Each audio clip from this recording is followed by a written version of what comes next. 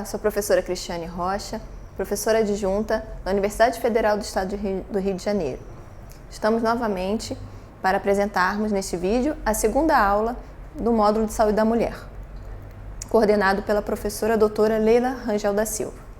Nessa segunda aula, vamos falar sobre como adoecem e morrem as mulheres brasileiras.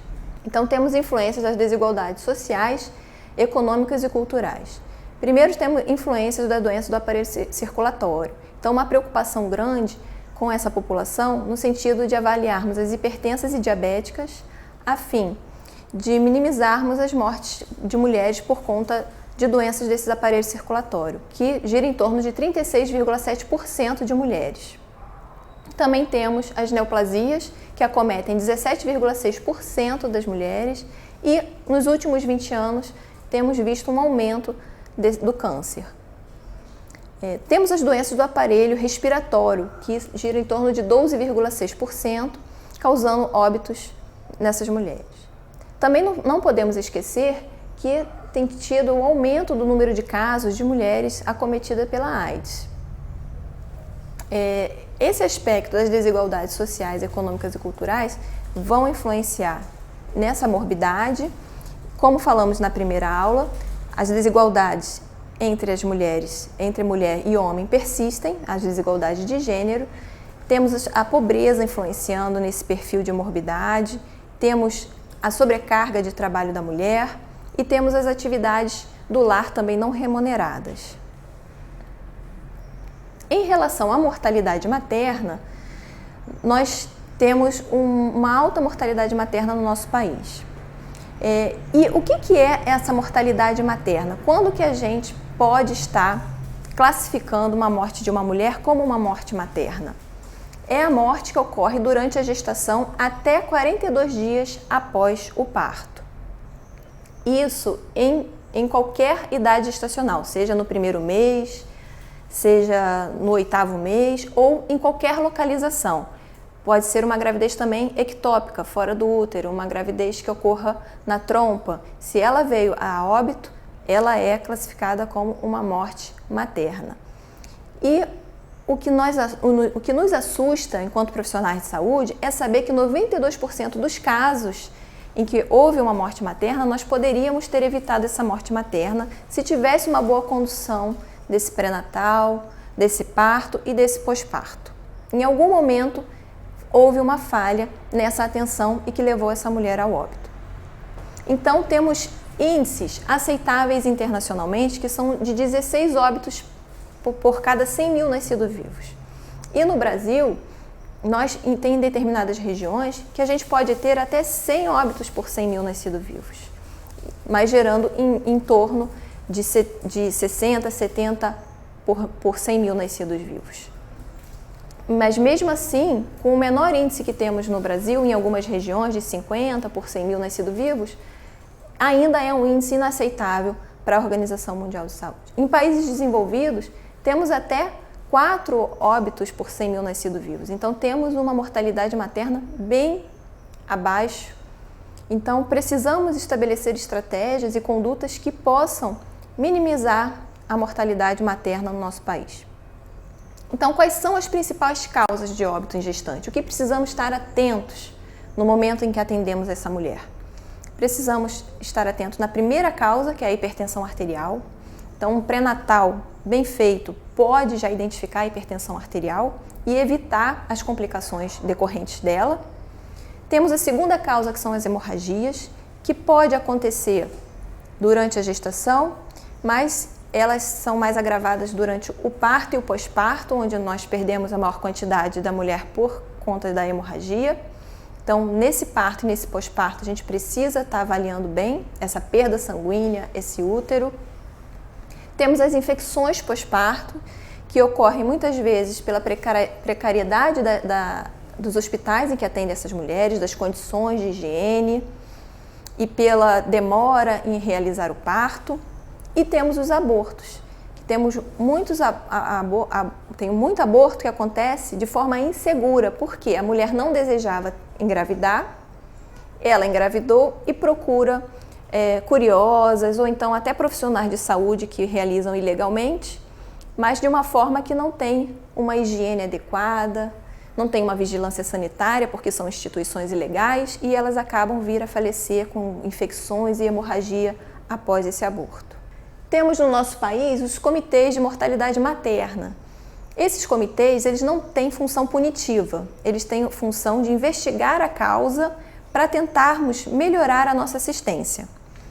Então, é muito importante as unidades notificarem a morte materna para que possamos compreender o que acontece nesse processo, onde estamos errando, para que a gente possa ter estratégias que não levem mais essas mulheres a falecerem no momento que deveria ser de alegria, no momento de receber um ser em sua família. Então, temos alguns fatores de risco na mortalidade perinatal. Fator de risco para a mãe, mas também fator de risco para o bebê. Então, temos alguns problemas como a anemia crônica, que leva ao seu bebê a ter um baixo peso ao nascer, a uma asfixia, uma morte fetal, e também levam complicações para a saúde da mulher. A paciente que tem uma anemia, ela é uma paciente que se cansa, que tem dispneia. Então, já tem algum indicativo em que a gente pode estar solicitando exames de hemograma para poder avaliar essa condição e intervir nos casos de anemia.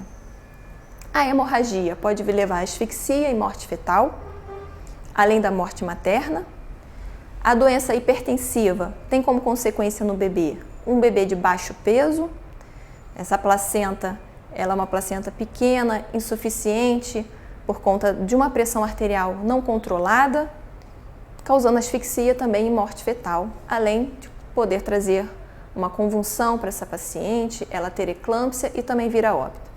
A infecção puerperal, que é a infecção após o parto, pode levar a sepse neonatal, né? O bebê pode vir a ter uma infecção também e vir a óbito, e também essa paciente. Obstrução do trabalho de parto, esse trabalho de parto não progride, ele para e por algum motivo obstrui, pode levar à morte do bebê, à asfixia, a traumatismo ou até uma criança com sequelas neurológicas. Uma infecção durante a gravidez também tem consequências e efeitos para esse recém-nascido. A infecção, por exemplo, urinária, que não tratada no pré-natal, de simples diagnóstico e tratamento, pode levar a um parto prematuro. Então, uma mulher que teria um bebê a termo, que não colocaria seu bebê numa unidade de neonatal, hoje, se você não tratar aquela infecção, ela progride, vai estimular esse parto e aí a gente vai ter um bebê prematuro com todo o cuidado que precisa um neném prematuro. E da mesma forma, as doenças sexualmente transmissíveis também pode estar estimulando um trabalho de parto prematuro. A hepatite, que hoje nós temos a vacina, então as mulheres podem ser vacinadas para que elas não venham contrair e não transmitam ao seu neném. A gravidez indesejada, que aumenta muito o risco de mortalidade materna por conta dos abortos inseguros. Se nós tivermos um planejamento familiar adequado, em que essa mulher tenha acesso aos seus métodos e possa usá-los com a devida orientação, nós evitamos a gravidez indesejada e aí diminuímos o risco de morbimortalidade e também de abandono, maltrato com as crianças, porque quando a mulher não deseja aquele bebê, se a gestação prosseguir, como é que vai ser cuidado esse neném? Será que ele vai ter todo o carinho, toda a atenção que uma criança necessita? Ou será que vamos ver mais cenas de violência e maltrato com as crianças? Então, tudo isso influencia uma mulher que engravida sem desejar. A falta de higiene durante o parto também acomete os bebês com tétano neonatal, que temos a prevenção também durante a gestação com a antitetânica e pode também causar sepse neonatal. Então, de quem é a responsabilidade pelo óbito materno e infantil? Então, existem vários pontos em que a mulher deveria ser atendida em suas necessidades e não foi. Então, existe a responsabilidade da própria mulher, em que ela não procura fazer o pré-natal, nós não conseguimos captá-la, porque ela não vai à unidade de saúde. Existem os profissionais que não recebem essa paciente, ou quando recebem, ela tem as 6 consultas de pré-natal, mas não tem a qualidade que precisa de ter o pré-natal, com todos os seus exames, com todas as suas orientações. Existem os problemas sociais. Muitas vezes sabemos que a mulher não vem para a consulta pré-natal por conta, às vezes, de não ter uma passagem, de não ter como se alimentar por ficar várias horas esperando a consulta. Ela não tem condição de comprar uma refeição e ela prefere não vir.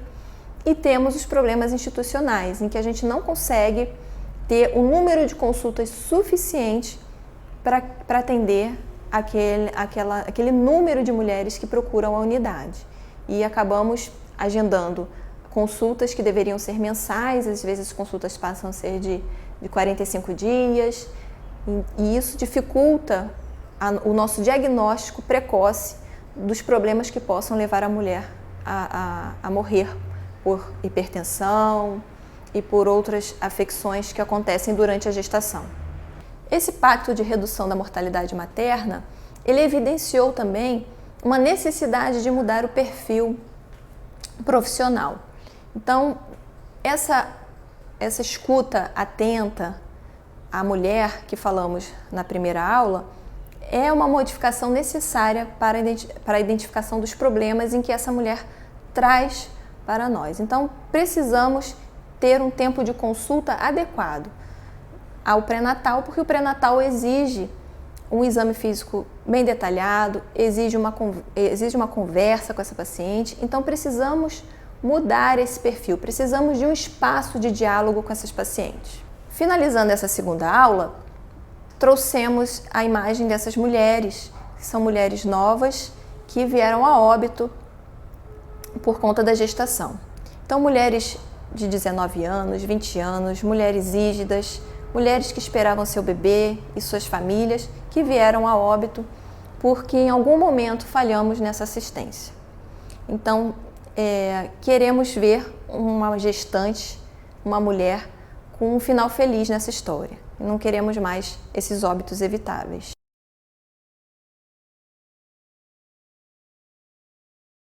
Essas foram as referências utilizadas nessa segunda aula. Muito obrigada.